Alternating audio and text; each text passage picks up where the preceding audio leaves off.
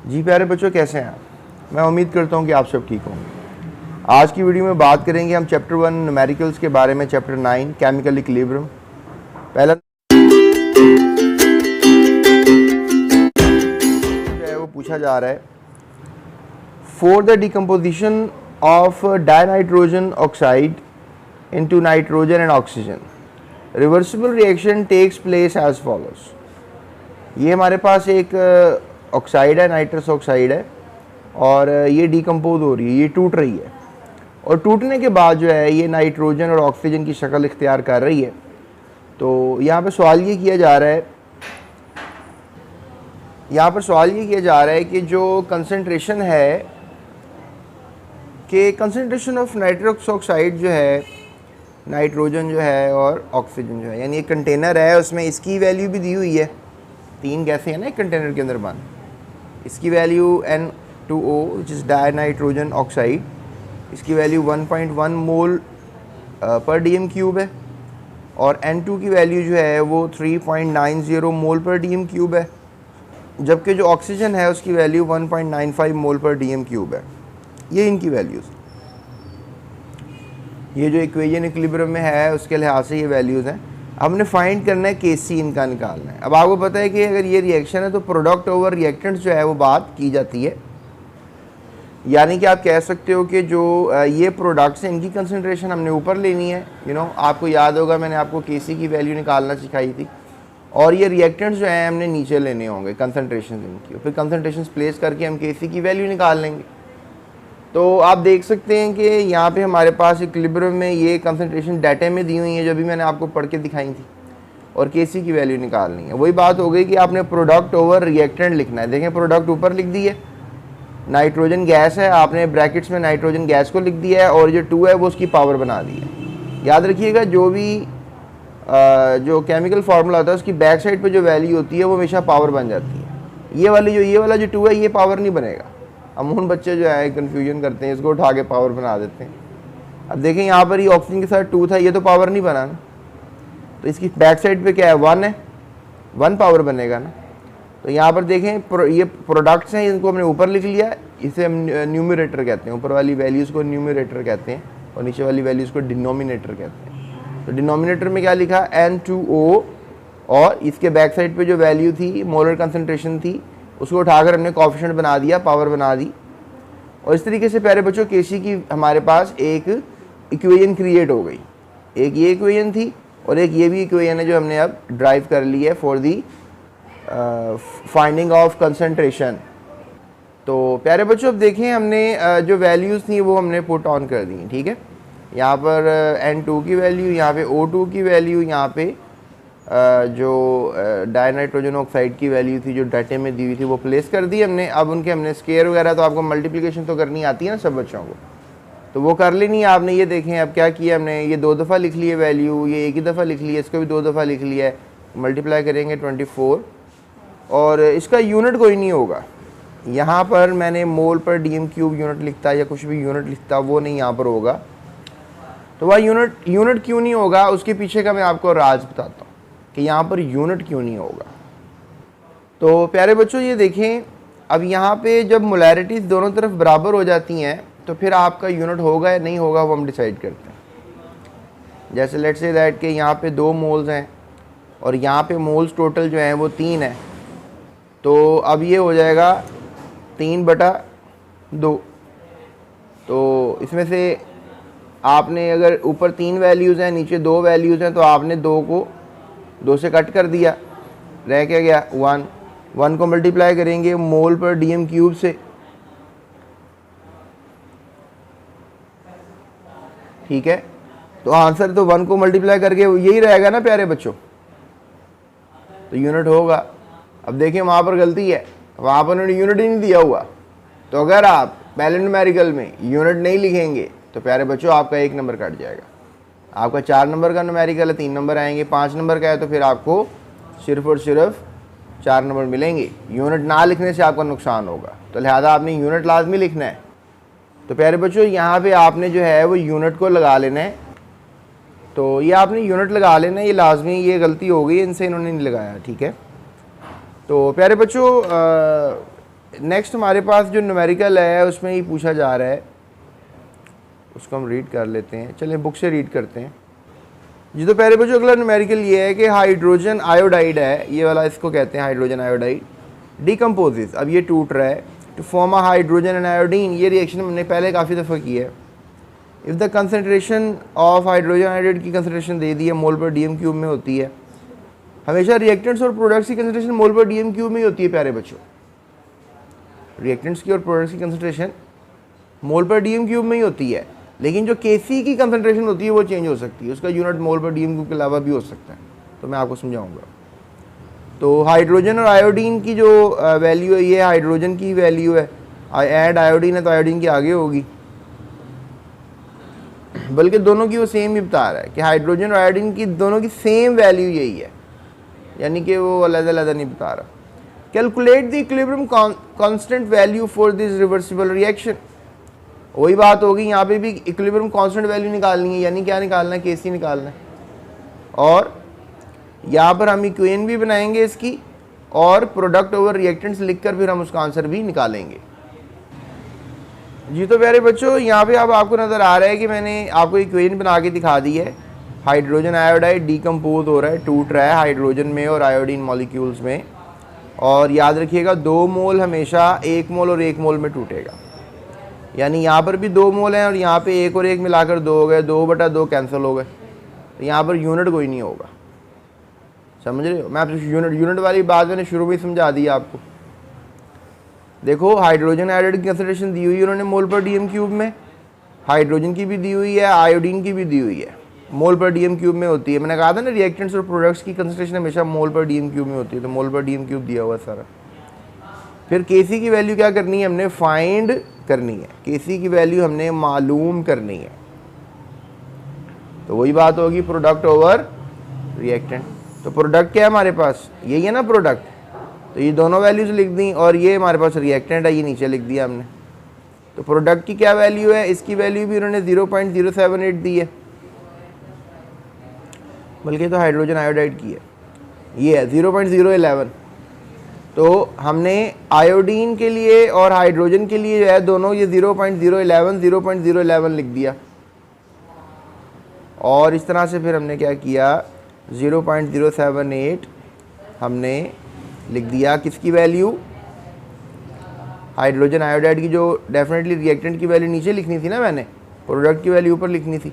और मैंने यहाँ पर प्यारे बच्चों बताओ टू क्यों यहाँ पर, अब 2 है तो यहाँ इसका क्या करेंगे, ये 2 कहाँ से आया, क्योंकि यहाँ पर हमारे पास हाइड्रोजन आयोडाइड के बैक साइड पे मोलर कंसंट्रेशन जो थी, मोलर वैल्यू थी वो 2 थी, इसलिए स्केयर बन गया ना, ये कोएफिशिएंट बन गया। तो केसी की वैल्यू क्या होगी 0.098 हो गई। ठीक है प्यारे बच्चों, सो ये हमारे पास हो गया, इसका यूनिट कोई नहीं होगा। यहाँ मैं मोल पर डीएम क्यूब या मोल -1 डीएम क्यूब पॉजिटिव या 6 वैल्यू कुछ नहीं लिखूंगा यहाँ पे। क्यों नहीं लिखूंगा, क्योंकि यहाँ पर दोनों तरफ जो है वो मोलैरिटी इक्वल है। यहाँ पर भी 2 मोल है, इसका भी 1 और 1 जमा कर लें तो 2 हो जाता है, तो 2 से 2 कट गया, ख़त्म हो गई बात। ठीक है प्यारे बच्चों, इसका कोई यूनिट नहीं होगा। उसके बाद हम चलते हैं अगले सवाल की तरफ।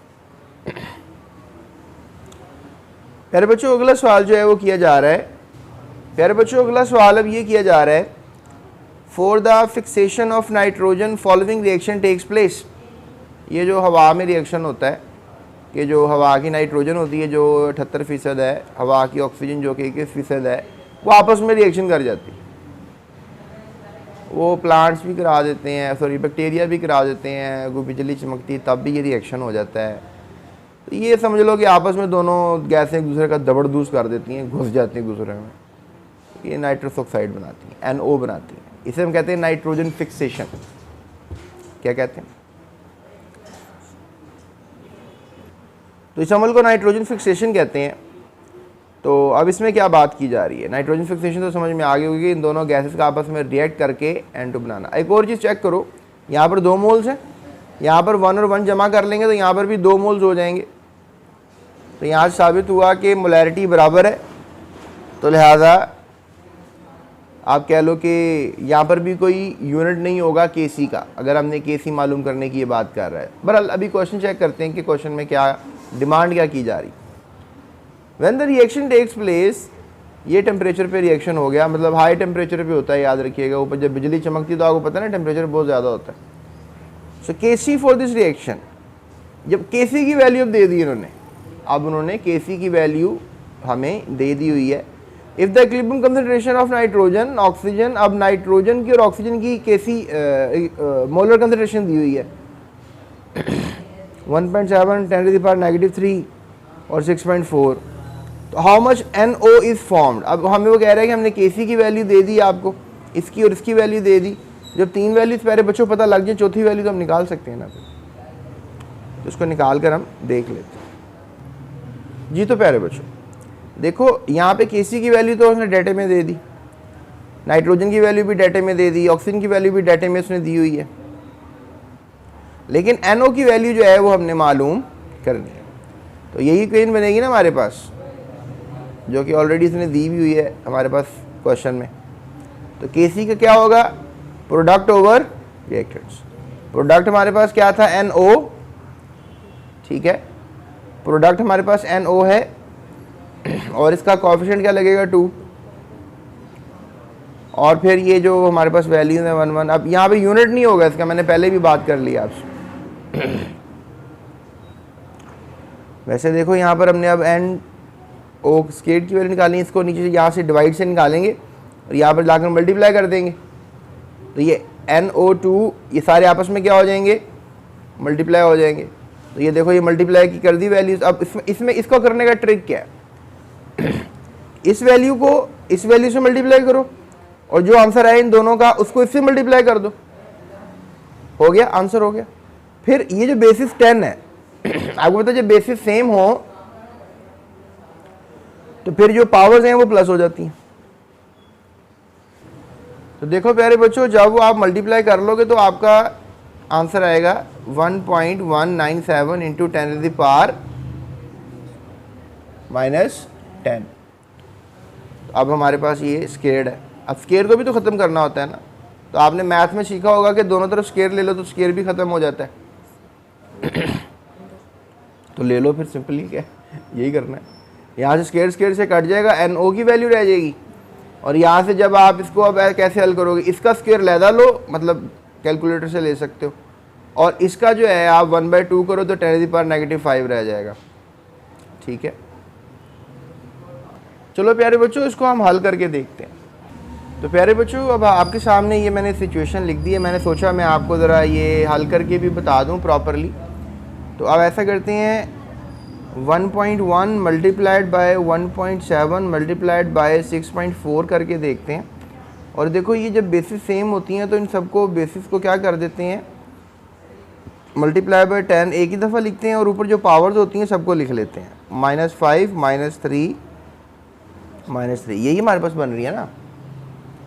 अब क्या करेंगे, कैलकुलेटर महाराज को बुला लेते हैं और ओके इधर रख लेते हैं, इधर आपके सामने, ठीक है। आई होप आपको नज़र आ रहा होगा, ठीक है।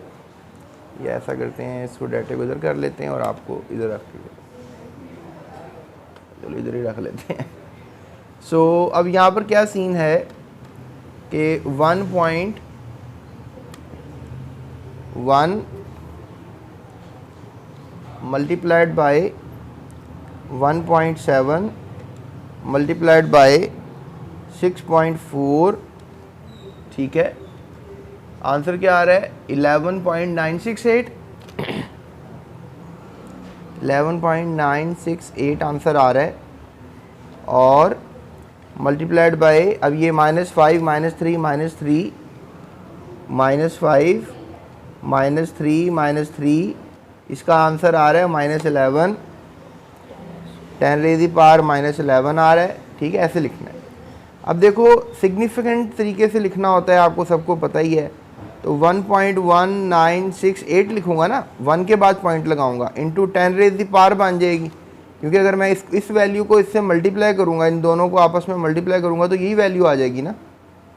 इसकी जगह पे फिर ये लिख सकता हूँ ना मैं, तो फिर ये 10⁻⁻11 एज इट इज। अब बेसिस फिर सेम हो गई है, यहाँ पॉजिटिव वैल्यू है, नेगेटिव वैल्यू है, ऐसे ही है ना प्यारे बच्चों। 1.196 8 है ना, multiplied by 10 to the power 1 minus 11। Answer क्या रहेगा 1.1, इसको राउंड ऑफ कर लो 1.197 हो गया, इंटू 10 टू द पावर क्या हो गया 10 टू द पावर -10। ठीक है, -10 हो गया। अब प्यारे बच्चों देखो यहाँ पर हमारे पास स्केयर था, जैसे कंडीशन थी हमारे पास NO का, यहाँ पे ऊपर स्केयर था। ठीक है, तो दोनों तरफ हमने क्या ले लिया था, अंडर रूट ले लिया था। इस पर अंडर रूट अलग ले लो, इस पर अंडर रूट अलग ले लो। तो अब अंडर रूट अगर आप अलहदा लोगे तो इसका आंसर हम पीछे बुक पे चेक करते हैं। देखो प्यारे बच्चों हमारे पास ये अंडर रूट है, और अंडर रूट किसका लेना है हमने 1.197 का, 1.197 का हमने अंडर रूट लेना है। इसका आंसर निकालोगे ये हो जाएगा हमारे पास 1.094, और यहाँ से क्या होगा, क्योंकि 10 टू द पावर -10 है, ये अंडर रूट का मतलब होता है कि 1/2। ठीक है, तो आप देखो ये क्या होगा, ये आपस में कैंसिल हो जाएगा, 2 1 जार 2 5 जार, तो क्या आंसर आ जाएगा 10 टू द पावर -5। ठीक है, और साथ हमारे पास आंसर होगा 1.094 = NO, तो लिहाजा ये हमारा आंसर बन जाएगा। तो मैंने सोचा ये डेलिबरेटली आपको करके दिखा दूं ताकि आपको खुद कैलकुलेशन करने में मसला ना आए। ठीक है प्यारे बच्चों, तो ये था हमारा आंसर। चलते हैं अगले सवाल की तरफ। जी तो प्यारे बच्चों अब हम चलते हैं अपने लास्ट न्यूमेरिकल की तरफ। ये भी आसान सा ही है, इतना मुश्किल नहीं है, थोड़ा सा ज़रा गौर करना पड़ेगा बस। यहाँ पर सवाल ये किया जा रहा है कि when nitrogen reacts with hydrogen, कि नाइट्रोजन जब हाइड्रोजन से रिएक्शन करती है टू फॉर्म अमोनिया। ठीक है, अमोनिया बनाती है। ये आपको याद होगा, हमने ये पहले भी रिएक्शन किए हुए हैं। नाइट्रोजन और हाइड्रोजन आपस में जब रिएक्शन करती है और ये बनाती है अमोनिया, रिवर्सिबल रिएक्शन होता है और अमोनिया बन जाता है।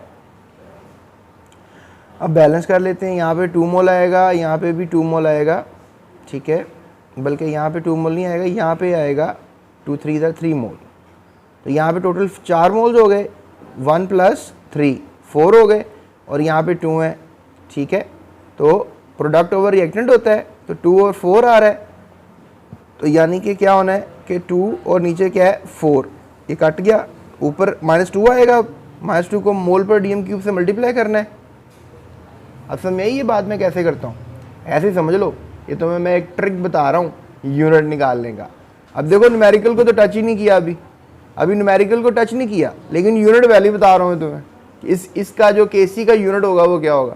अगर इन्होंने KC की वैल्यू बताई हुई है ना प्यारे बच्चों, तो जो यूनिट मैं भी आपको बता रहा हूँ वही यूनिट इन्होंने KC के साथ लिखा होगा।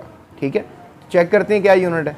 ये देखो -2 को मोल से मल्टीप्लाई करो, आंसर क्या होगा मोल -2, और जब -2 को मल्टीप्लाई करोगे -3 के साथ तो आंसर क्या होगा पॉजिटिव हो जाएगा ना, DM6 हो जाएगा ना, बन गया ना यूनिट। देखो यहाँ पर KC के साथ भी ये यूनिट लिखा हुआ है, तो मैंने KC का यूनिट तुम्हें बता दिया। यहाँ पर मैं इसके जवाब की तरफ चलता हूँ। तो प्यारे बच्चों ये देखो यहाँ पर क्या सीन हो रहा है कि नाइट्रोजन और हाइड्रोजन आपस में रिएक्ट कर रही हैं और अमोनिया बन रही है। 2 मोल अमोनिया है और 2 मोल हाइड्रोजन यूज़ हो रही है और 1 मोल नाइट्रोजन। अब देखो कंसंट्रेशन दी हुई है किसकी, नाइट्रोजन की, हाइड्रोजन की, KC की वैल्यू भी दी हुई है। रिएक्शन में किसकी वैल्यू दी हुई है, KC की वैल्यू, और अमोनिया की निकालनी है। लास्ट टाइम हमने NO की निकाली थी ना, इस बार किसकी निकालनी है। तो देखो जब हम KC की फॉर्म में लिखेंगे तो अमोनिया के साथ तो स्क्वायर आ रहा है। क्यों आ रहा है, क्योंकि यहाँ पर इसके अमोनिया के साथ 2 था ना, इसलिए स्क्वायर आ रहा है।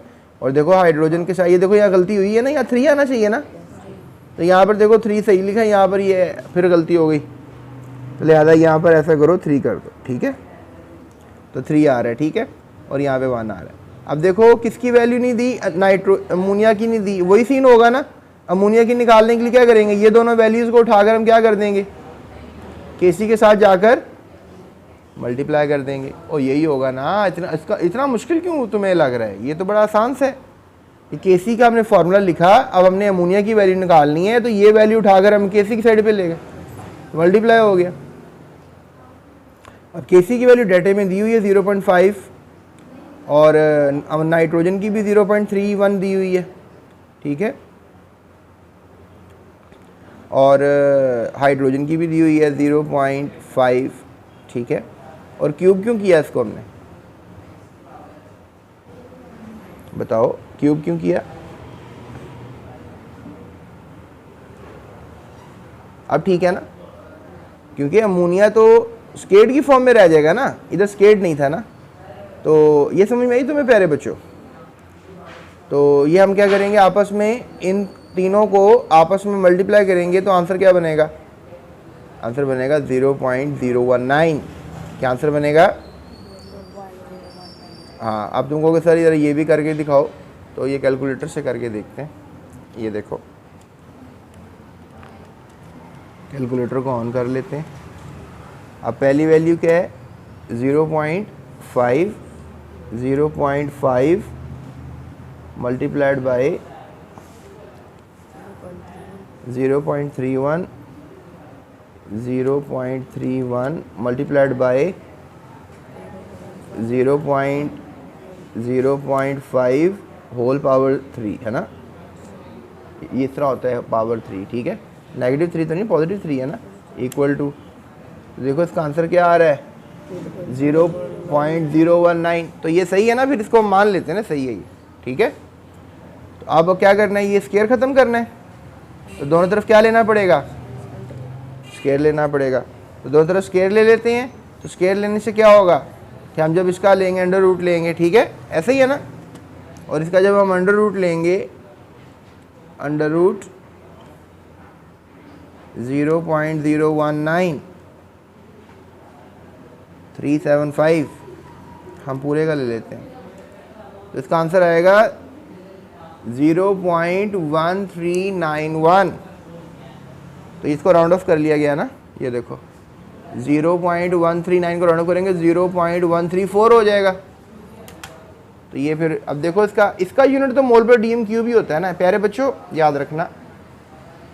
इसका यूनिट मोल पर डीएम क्यूब, इसका यूनिट भी मोल पर डीएम क्यूब है, इसका यूनिट भी मोल पर डीएम क्यूब है। ये आंखें बंद करके हर इक्वेशन में ऐसा ही होता है। लेकिन केसी का क्या यूनिट होगा, ये बात जो है काबिले गौर होती है। ये बात काबिले गौर रखनी है आपने। केसी का यूनिट क्या होगा? अगर वो हमें केसी की वैल्यू पूछ रहा है कि केसी की वैल्यू बताओ, तो फिर इसका यूनिट भी बताना होगा।